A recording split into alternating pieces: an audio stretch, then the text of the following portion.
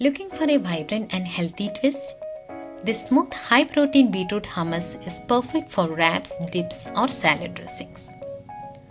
Start by soaking 1 cup of clean Kabuli Chana or chickpeas in water for about 7 to 8 hours or overnight for best results. For a quicker soak, you can use lukewarm water. Once soaked, pressure cook the chickpeas on medium flame for about 3 to 4 whistles. Check if they are perfectly cooked by squishing one. It should be soft and mushy. Now, turn off the stove and let them cool.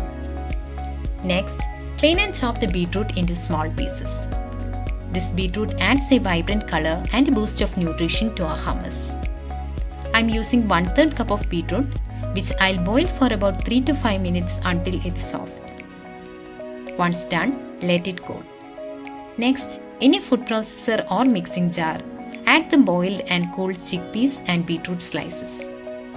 Then add 4 to 5 cloves of garlic, salt to taste, 1/4 teaspoon of dried parsley, some lemon zest, 1 tablespoon of lemon juice, 2 to 3 cubes of ice, a pinch of crushed pepper, and 1 tablespoon of olive oil.